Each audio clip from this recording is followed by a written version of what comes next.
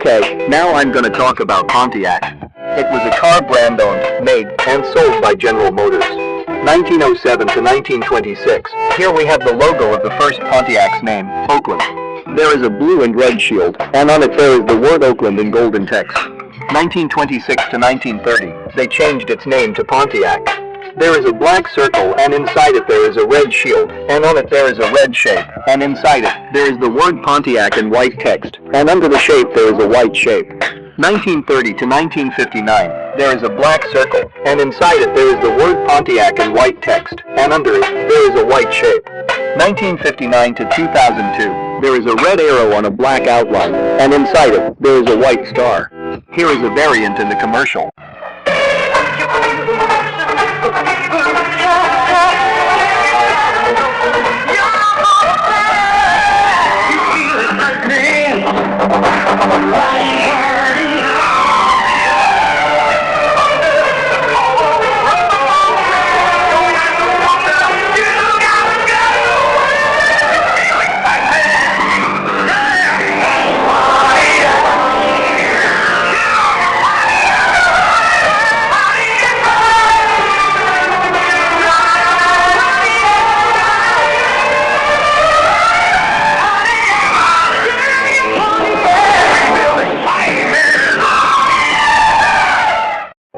(2002 to 2004), the outline is now silver and bigger.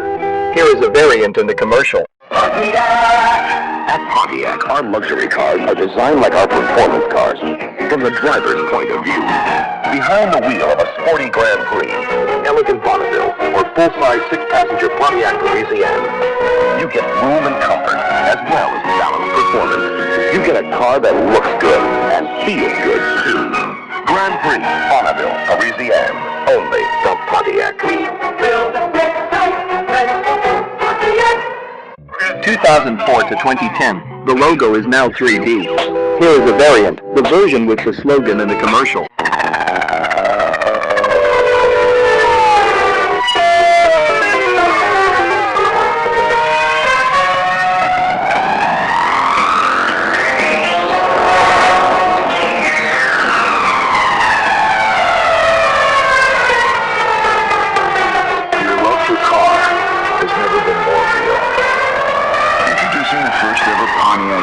The most powerful car under 30 grand. Has been that previously neutral Nordic country. Better buckle up. We're about to drive through 25 years of automotive history as we celebrate the silver anniversary of television's original automotive magazine, Motor Week.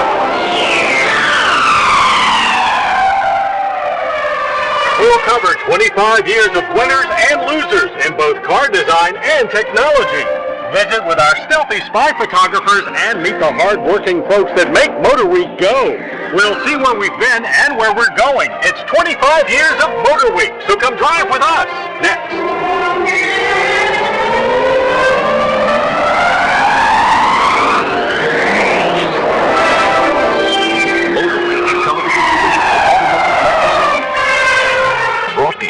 Stanley Works, makers of MaxLife 369 tripod illumination tools. Stanley is proud to support public television. Stanley, make something great. Information available at www.stanleyworks.com. And by Dunlop Tires. The search for true performance is part of their heritage. Dunlop is proud to present the Dunlop Drivers' Cup, where amateurs from around the world compete head-to-head in on- and off-road competitions. Information at dunloptires.com. And by Cars.com. Let's say you're looking for a car. Cars.com can help research, locate, even contact the dealer. Cars.com. Find the right car for you. Your host for Motor Week, John Davis. Well, hello and welcome again to Motor Week. We're glad to have you with us.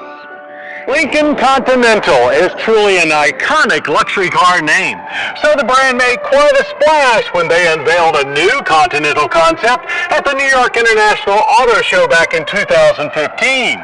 But that excitement quickly escalated when they announced they were actually going to build it. Well, we finally gotten our hands on one to see if the hype and the wait were worth it.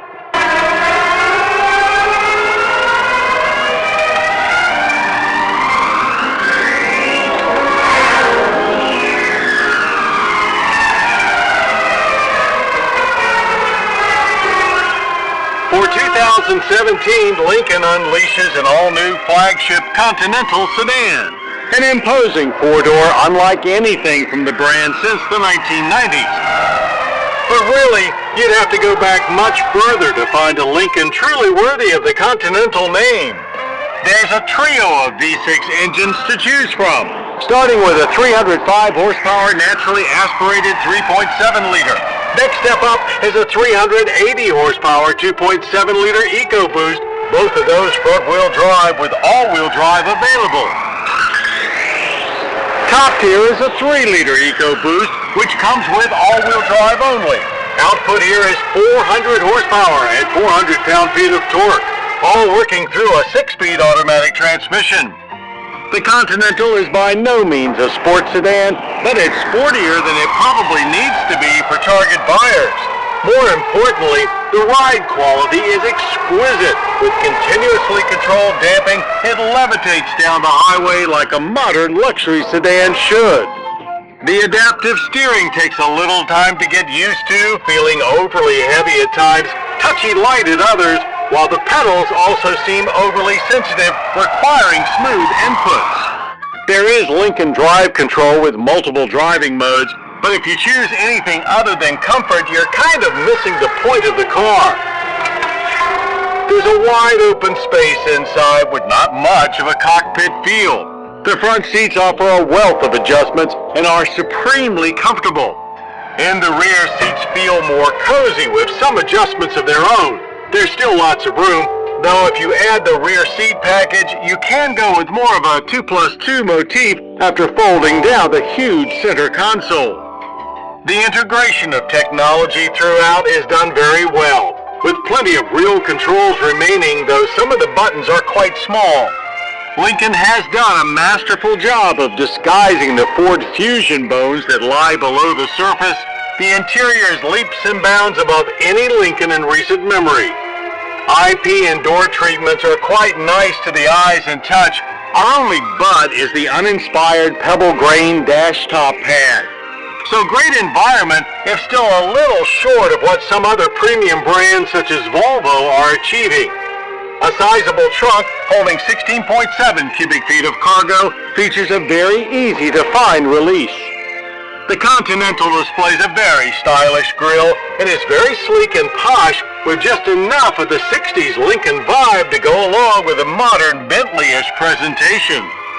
19-inch wheels are standard here in reserve trim and add a sporty flair. Base models ride on 18s with 20s optional. On the street, it's easy to forget it's such a big car, but at the test track, it surely reminds you the whole way through the cones. There's a little give as you enter the corner, but the car sets up quickly, almost fully eliminating the body roll you think is surely coming. With all-wheel drive, there was also a commendable level of grip, while steering was quick with good on-center feel. There was top-notch traction for a firm hole shot as well, springing to 60 in just 5.4 seconds. The engine gets a nice growl to it. It pulls quickly through first and second gears, then things taper off once you hit third. But we still made it to the end of the quarter in just 13.7 seconds at 105 miles per hour. Government fuel economy ratings with the all-wheel drive 3-liter are 16 city, 24 highway, and 19 combined. Our mixed driving average was quite good at 23.2 miles per gallon of regular. That's an average energy impact score of 17.3 barrels of oil used per year with CO2 emissions of 7.7 tons. Lincoln seems to have a Continental for everyone. Priced at just $45,645 to start, but wants to be sure people know it is a true luxury sedan and have priced top black label trim accordingly at $64,000. Look at spending around $75,000 for a highly optioned reserve model such as our test car. Like the 2015 MKC crossover, the 2017 Lincoln Continental sedan is very well conceived and executed. It is also possibly the best Lincoln ever. But despite strong sales at the outset, it still faces an uphill climb towards rekindling lasting interest in the brand. That's it. The new Continental is unmistakably a revival of classic Lincoln values, but with a major dose of modern driving attributes. A car that cements the solid foundation for the brand to build upon. We're not sure which is harder to take, the fact that Bentley is actually selling an SUV or the fact that it will have tremendous impact on the brand. That clearly has been the case with other luxury makes where what first appeared to be a niche quickly turned into their best-selling model. So let's check out Bentley's new star, the Bentayga.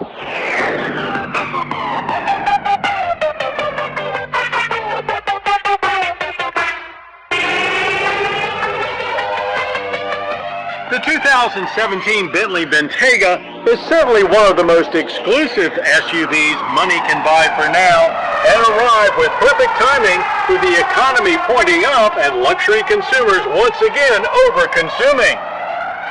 But Bentley did have some help in this momentous effort. The Bentayga's basic architecture is parent Volkswagen's MLB platform, which also carries Porsche's Panamera and Audi's Q7. However, the Bentayga is more massive than both at almost 17 feet long. With that, traditional Bentley lines abound and seem to translate much better in person than with any of the prototypes seen on auto show floors. Both the structure and body panels are mostly aluminum, with steel used only where necessary for crash protection. On road, that translates to a big SUV that feels thankfully like a much smaller one, as the Bentayga does an amazing job of keeping its composure no matter the speeds or curve radius. All the serenity of prior Bentleys remains fully intact, with perhaps only some minor wind noise, a reminder that you're now in a much squarer box. A 48-volt electrical system was needed for the Bentley Dynamic Ride electronically controlled, continuously damped, self-leveling air suspension with active anti-roll bars. Set the drive mode to Bentley to experience how Bentley engineers would have set up the ride back in the days when only speedy posh was required.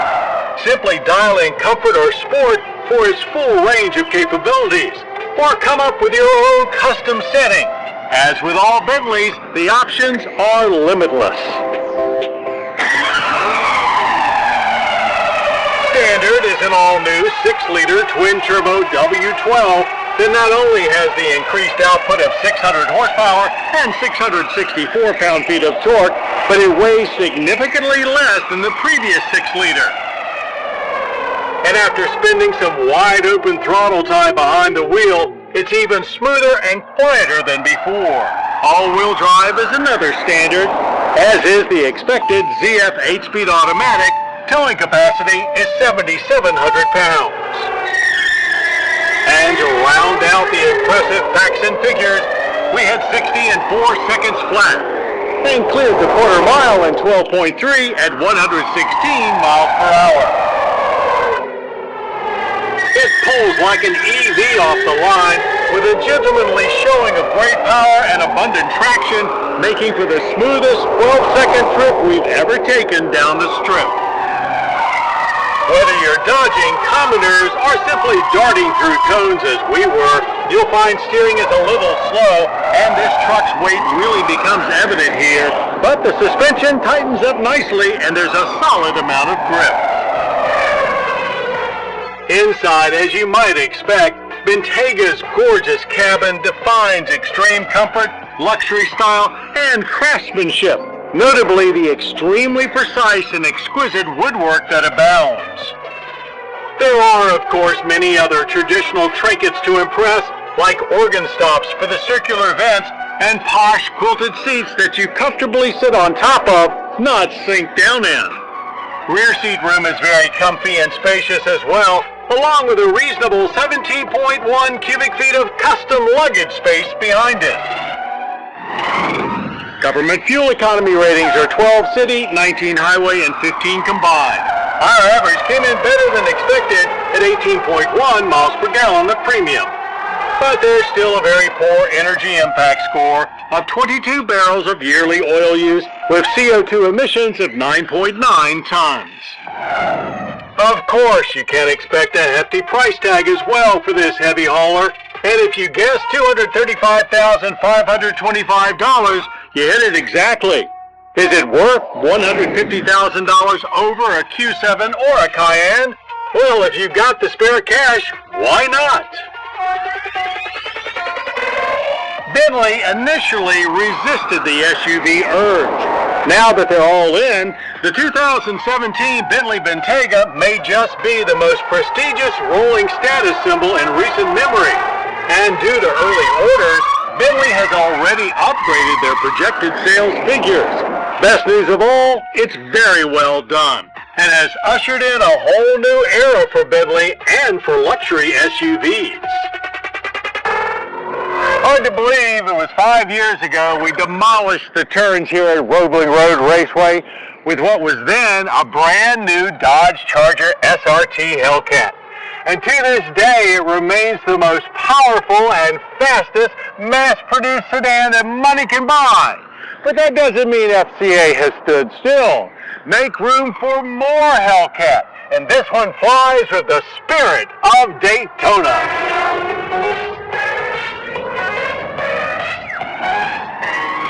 Time to take the old family sedan out onto the racetrack. Well, not exactly. This Dodge Charger does indeed make a great family car, but this 2020 SRT Hellcat wide body is designed with more than just carpool duty in mind and is actually a great track car. As you may have guessed from the name, this Charger now gets the Challenger's wide body treatment, which includes not only extended fenders for a more aggressive stance, but wider 20-inch wheels, upgraded Brembo brakes, and unique suspension tuning, as well as new front and rear fascias to smoothly integrate the broader fenders and create a more menacing-looking Hellcat. In fact, it turned out so great that going forward, all Hellcat Chargers will get the wide-body treatment.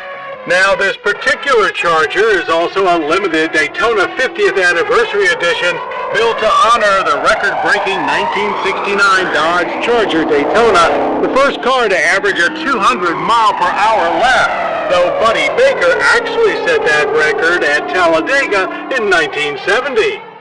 But you can join in the celebration with some decals, a unique Daytona deck lid, and 717 horsepower from the now familiar 6.2-liter supercharged Hemi V8.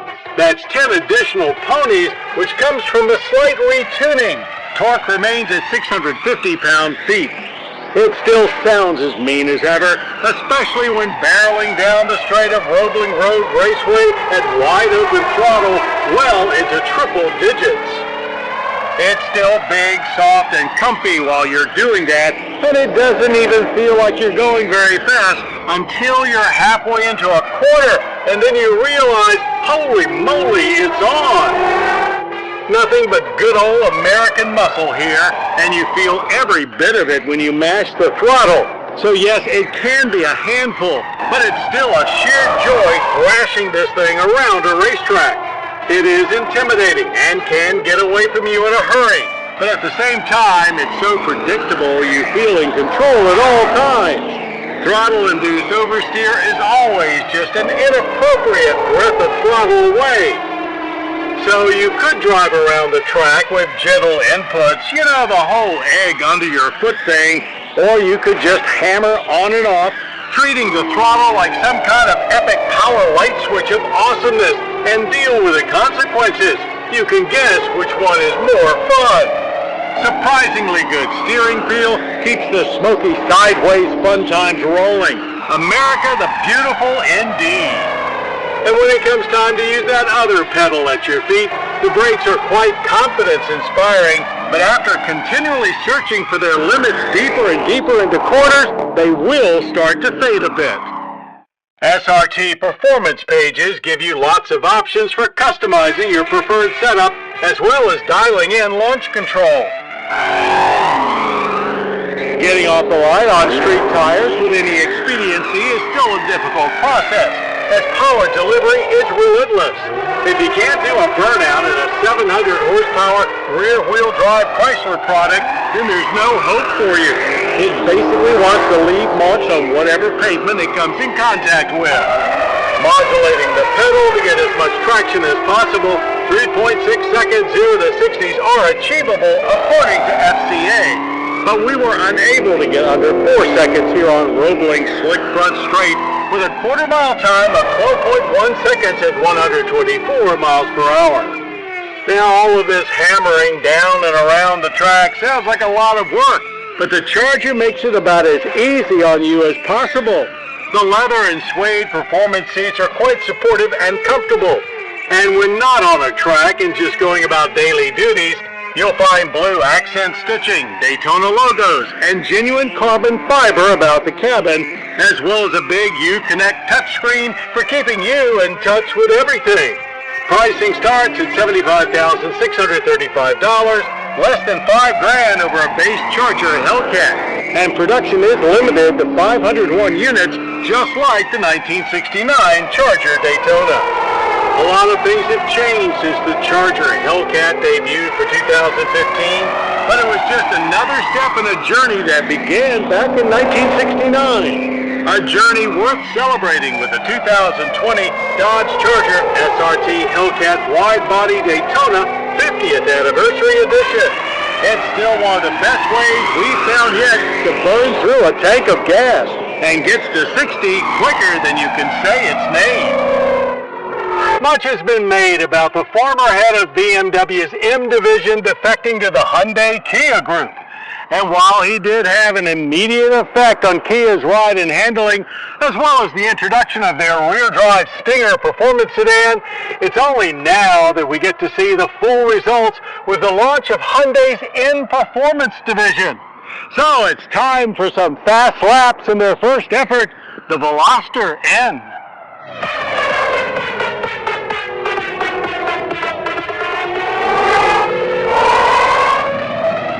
No need here to recap Hyundai's journey from cheap disposable transportation to where they are today.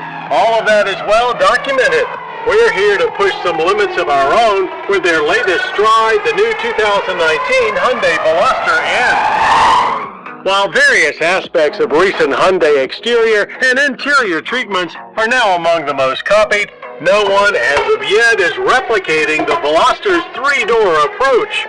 While that's probably a good thing, we think the updated design that arrived for 19 works pretty well.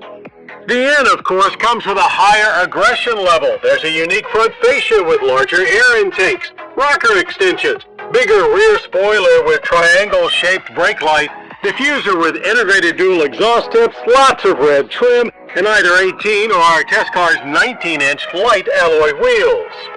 As part of an optional performance package, those wheels come wrapped in Pirelli P0 performance tires.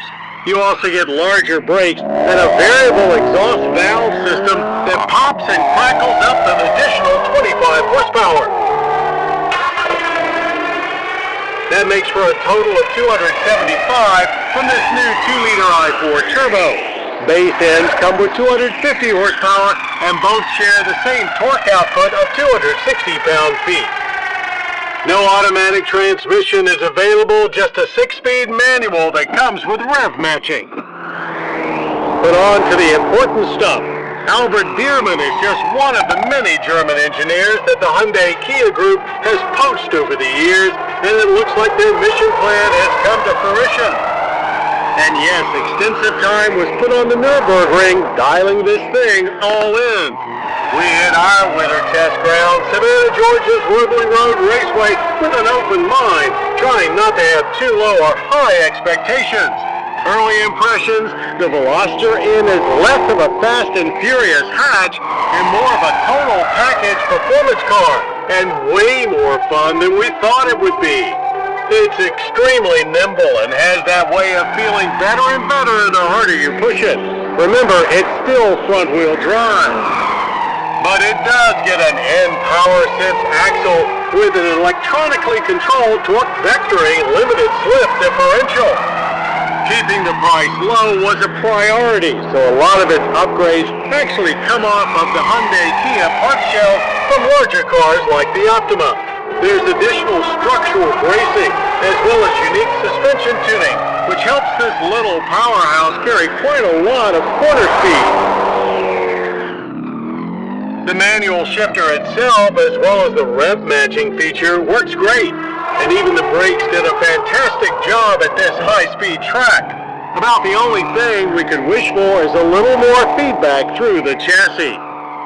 But at the end of our track days, the Veloster N is just a fun car with plenty of personality and, more importantly, capability, that makes it more than competitive with just about any other hot hatchback regardless of price. As for the straight line, the N is easy enough to launch, though you can spin up some always fun front-wheel drive burnouts if you want. Get off the line cleanly and you can hit 60 in 5.2 seconds. There's plenty of power all over the tach, but stay alert. This little Turbo 4 revs freely, and you'll be working the short throw shifter a lot. 13.9 seconds was our quarter-mile time at 102 miles per hour. With all of that, the Veloster N is still plenty practical for a compact hatchback and a good enough daily driver, as Hyundai didn't just want to make it appealing to a wide audience, they wanted them to enjoy it as much as possible, not just on track days. So while the ride is firm, it is nowhere near extreme, rather well composed and surprisingly refined. Again, think German more than Asian. There are some special touches inside, of course, unique well-bolstered cloth seats, blue accents, and lots of N logos throughout.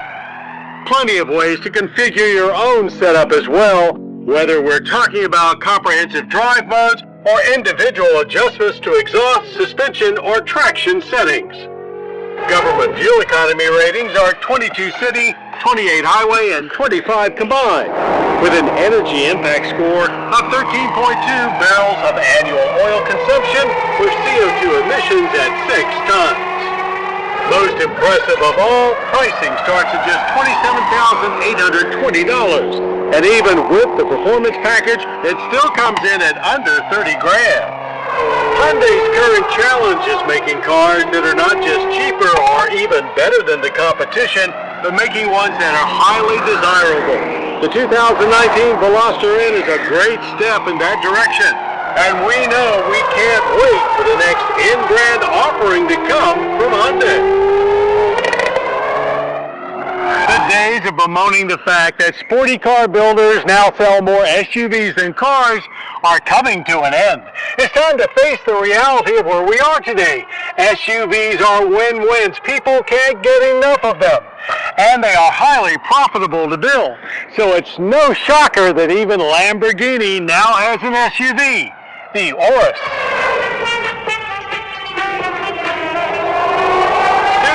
Viewers will of course point out that this 2019 Lamborghini Urus is not the first utility vehicle from the brand. That would be the LM002, which we tested way back in 1988. Well, that rugged military spec 4x4 was nothing at all like the Urus, having more in common with a tractor than a high-performance machine. The Urus, on the other hand, manages to look, feel, and yes, drive much like what one expects from a modern Lamborghini supercar. Lamborghini was kind enough to drop off a blindingly yellow Urus test vehicle while we were at our winter proving grounds of Roebling Road Raceway near Savannah, Georgia. And while there is a clear priority on high performance, the interior space is very livable as well, with great comfort and legit room for 4 adults.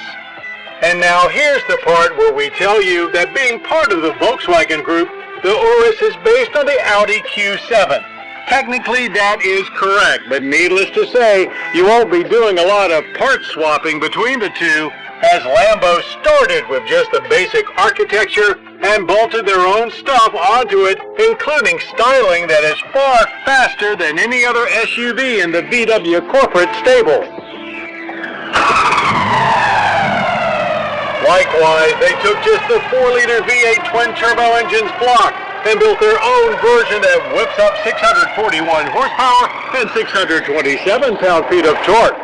Then, of course, Lamborghini engineers had their way with the ZF 8-speed automatic transmission and all-wheel drive system, which includes torque vectoring as well as 4-wheel steering.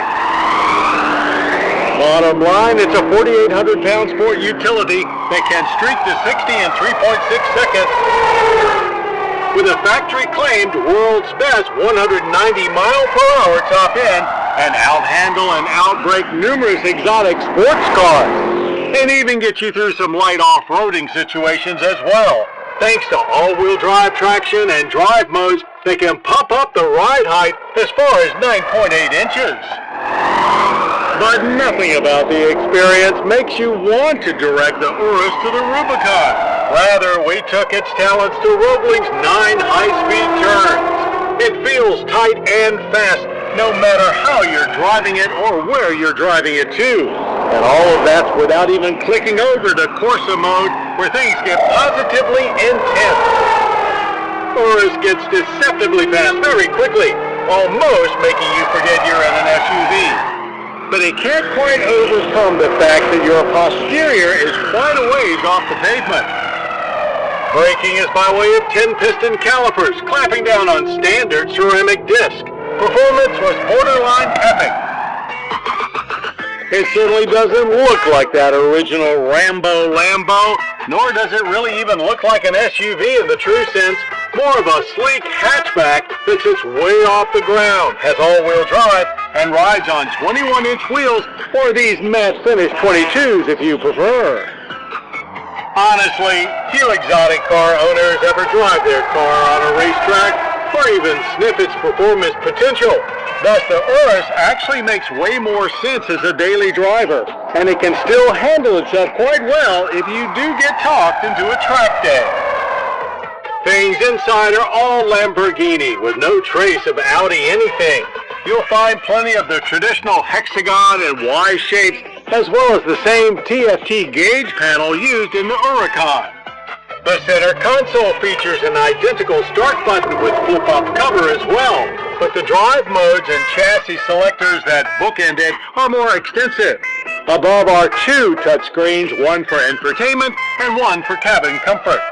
For hauling stuff, there's 21.8 cubic feet of cargo space in back, and you can always lower the air suspension to make loading easier. Now for the reality check. Government fuel economy ratings are 12 cities, 17 highway, and 14 combined. And pricing starts at $203,995. If you got it, why not flaunt it in a Urus? There's no doubt that there are lots of Lamborghini fans that loathe the idea of this 2019 Urus. But trust us, once you drive it, there is absolutely nothing to hate about it. It's a fantastic modern performance car in an SUV-ish body. And here's where we'd love to end this test with a bad pun about Lamborghini following the SUV herd with the Urus. But actually, they're now in the lead. We've been testing cars for almost 40 years now, and over that time we've driven some remarkable Porsches. And while expanding their lineup has certainly been a priority in recent years, the venerable 911 has not only continued to evolve, but continued to amaze us as well. So pardon us if you've heard this tune before.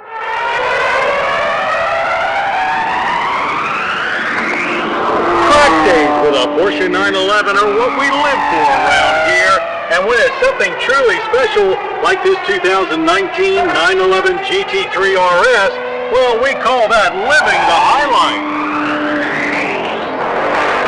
So La Vida Loca starts with a naturally aspirated 4-liter flat 6 that revs like its mechanical bits inside aren't constrained to the normal rules of physics, although we all know that's not the case.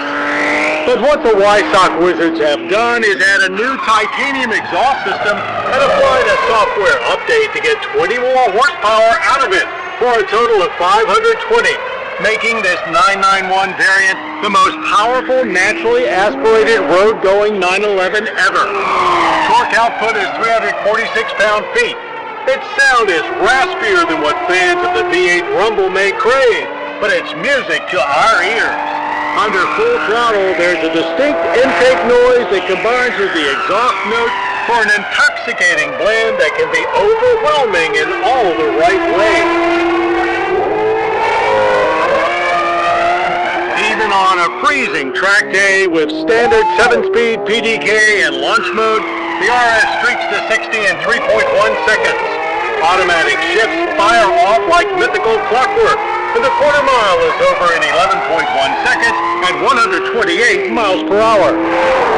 Now we get that it's getting harder to keep track of all the numerous 911 models, but what separates the RS from the standard GT3 is while it remains rear-wheel drive, it's wider and comes with rear axle steering and Porsche Torque Vectoring Plus electronic rear differential. Further additions are by subtraction of weight, with the use of lighter weight plastics for the fascias, carbon fiber for the front fenders and trunk lid, thinner glass for the rear windows, and magnesium for the roof. Minimalist door panels inside, as well as the elimination of sound deadening, gets it under 3,200 pounds. Diehards, or just those looking to spend extra dollars, can go even further with a Y-Sock package to take out another 13 pounds. Yes, at Porsche, there's always an upgrade. Suspension gets a thorough stiffening, not exactly, but very close to Cup car standards. These wheels are the lizard green lined upgrade. Center lock 20s in front, 21s in rear, sporting 325/30 Michelin Pilot Sport Cup 2 rubber. The yellow brake calipers behind indicate you've upgraded to the ceramic brake system. So enough details. Time to reveal what we've learned after a few days lapping Georgia's Rolling Road Raceway. Porsche has a fantastic way of keeping tech mostly behind the scenes, even though we could spend an entire road test describing all that's happening without your control or consent. In short, Porsche is one driver's car that hasn't eliminated the driver, having you at least feel like you're in total control at all times. Balance is superb. Though the weight is highly rear biased, all of the aero enhancements have doubled the amount of downforce the car creates, taking grip to astronomical levels, helping that rear stay planted at all times. No manual transmission is available, but we didn't miss it at all. It's just one more inefficiency that Porsche has eliminated. Shifts are so jarringly quick that it almost rattles you for a moment. It's a beast of a car, abundant power, and carbon fiber seats that hold you tight no matter how high the G-forces. Steering is ultra fast with terrific feel and feedback from the tires. Brakes were very confidence-inspiring, bringing us down from speeds of over 170 miles per hour, lap after lap with no signs of fade. Government fuel economy ratings are 15 city, 19 highway, and 25 combined. Spending $188,550 on a car is not a necessity, of course, and whether you think this one is worth it or not will mostly be determined by what you're looking for in a performance car. If you're looking for true race car performance that you can possibly even set a few track records with, as well as drive on the street every day, then the 2019 Porsche 911 GT3 RS is your ticket to ride. Yes, it looks like a race car, but more importantly, it drives like one too. And we can't think of a better way to hit the track and street. It's no secret that we're big fans of the Genesis G70, having named it our driver's choice for best luxury sedan. But this particular luxury four-door is also the first Genesis with a true performance tilt and is even available with a manual transmission. Well, working a clutch and shifter while sitting in traffic is not exactly our kind of fun, so it's off to the track we go.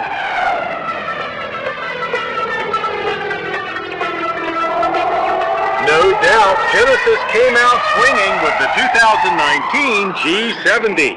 And while we've already gotten plenty of seat time in this Korean missile, being a sucker for European-style sports sedans, we couldn't help angling for a little more. Fortunately, there are enough versions of the G70 to make a good case for that. And fortunately, Genesis was more than willing to oblige. Two G70s that we haven't spent enough time with to this point are the rear-wheel drive 3.3-liter V6 Dynamic Edition and the 2-liter Turbo 4 Sport with the manual transmission. Yes, that's right. You can still get a luxury-minded compact sports sedan with a manual shifter and 3 pedals.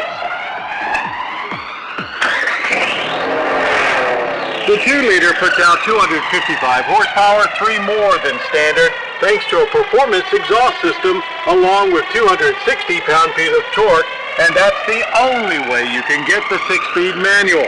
You'll have to stick with rear-wheel drive as well. Here on the front stretch of Roebling Road Raceway, we shifted our way to a 0 to 60 of 6.9 seconds and a quarter mile of 15.2 seconds at 92 miles per hour. Overall, that's actually a little slower than we recorded last fall with the automatic transmission.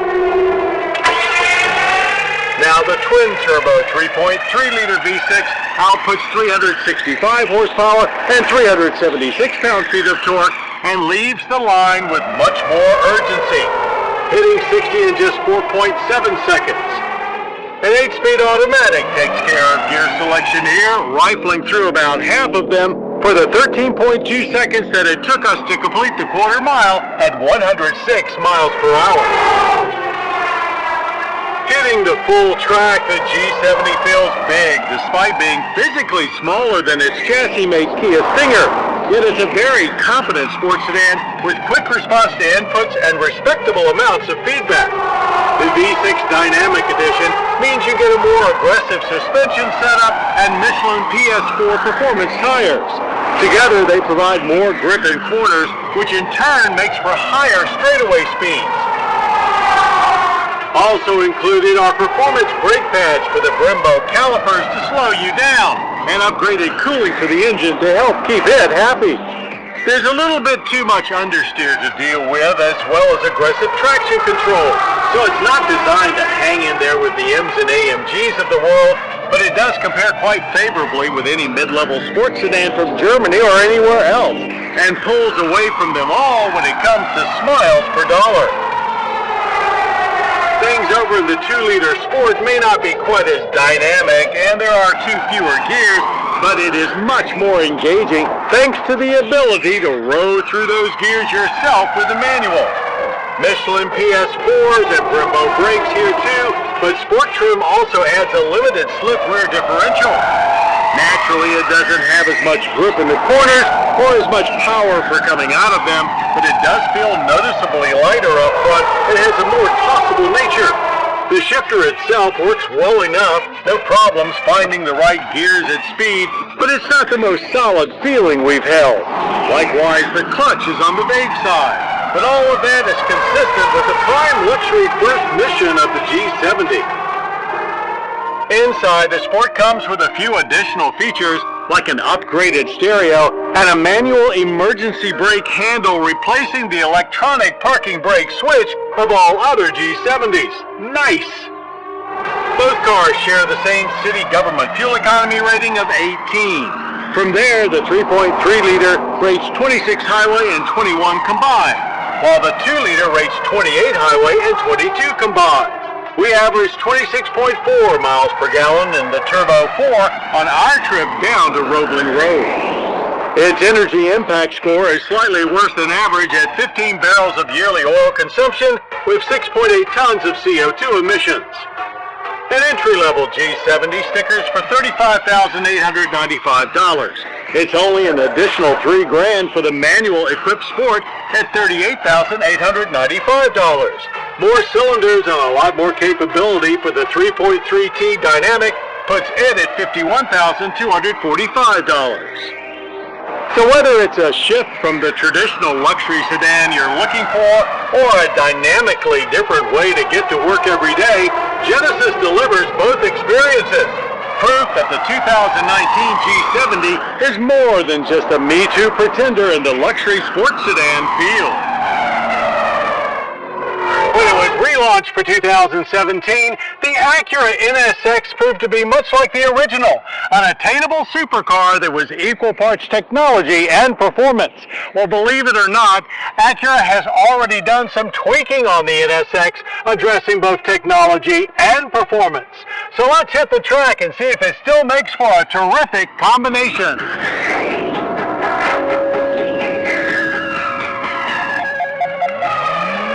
Just 2 years ago, we declared the reborn Acura NSX 100% true to its heritage and well worth the wait. but Acura felt they could do better. Thus, we're here at Roebling Road Raceway with an updated 2019 NSX. Primary hardware changes come from stiffer anti-roll bars and bushings.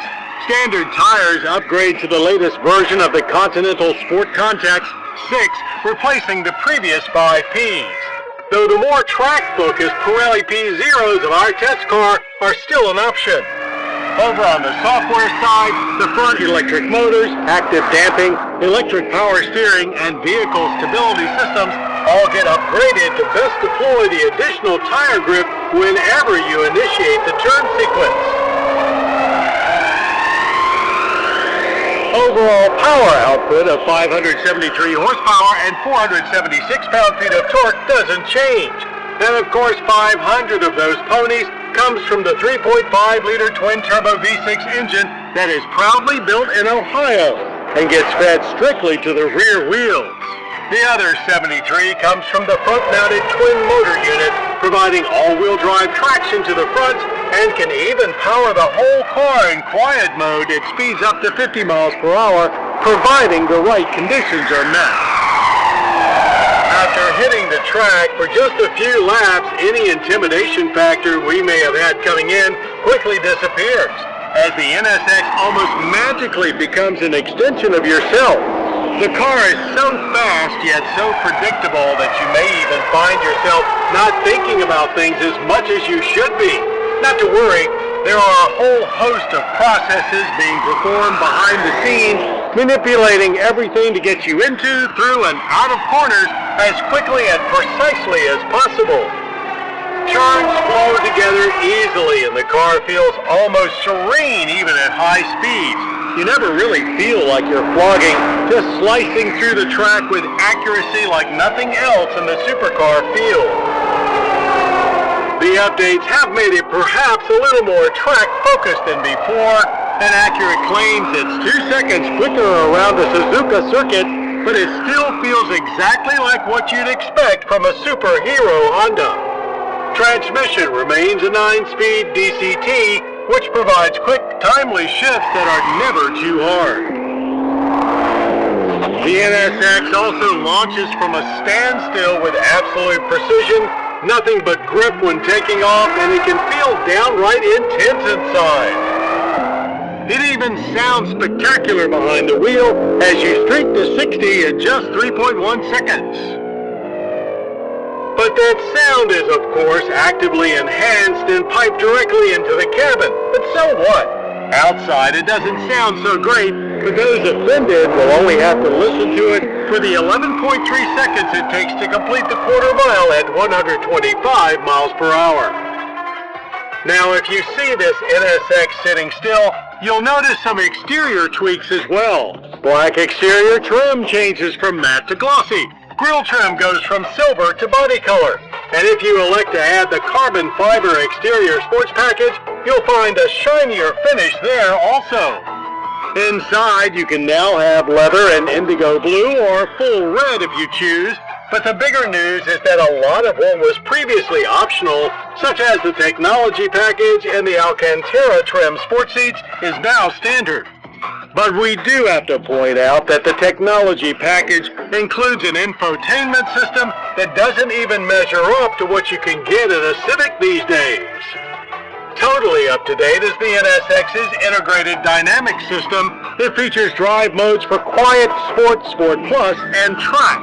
They're about as comprehensive as it gets, controlling throttle, brake, and steering response, all-wheel drive power distribution, suspension settings, stability assistance, and of course, active sound enhancement. The NSX's modest updates come with a modest price increase as well. Base pricing is up $1,500 to $159,300. But if you factor in the additional content that now comes standard, you're getting more car for less money than before. Tremendously capable, more competent than ever, the 2019 Acura NSX goes about track work with robotic precision like no other car. It may not be the game changer that it was when the original debuted 30 years ago, but it still holds a truly unique space in the supercar world.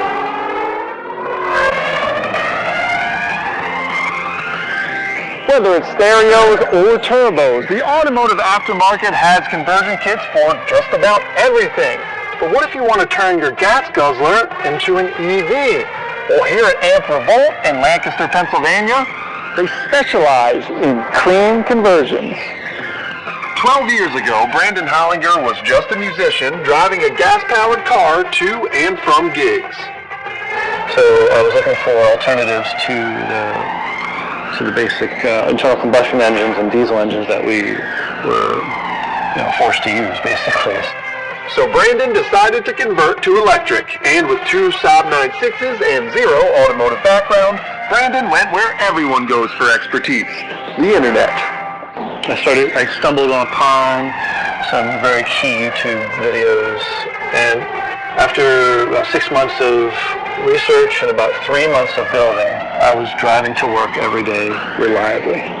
95,000 electric miles later, the Saab now sits in front of Amp-for-Volt's downtown garage where Brandon and project manager Greg Hunt convert customer cars, like this 96 BMW 3 Series. Some of these vehicles that have this lower power like this are really great because you can get them around town. You already had the vehicle, and it's like going to have its second life now.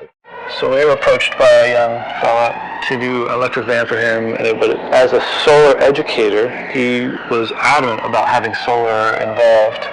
Using these rooftop panels, this soon-to-be camper can actually charge itself, providing about 150 to 180 miles of driving range. But they added DC fast charging capability for a rainy day. In their conversions, Amp-for-Volt has begun using components salvaged from OEMs like Tesla, but repackaging the batteries presents a problem. So they designed and patented their own battery box. They slide in like drawers, and there are features in there that allow you to build up and also build out. They can even mount to a wall for stylish in-home power storage. Speaking of style, Brandon has his award-winning Austin FX4 London Taxi charged and ready to roll. Sure, it doesn't offer the smooth ride, sharp handling, or even borderline unnecessary acceleration of the latest EVs, but it still achieves the same goal: 0 driving emissions.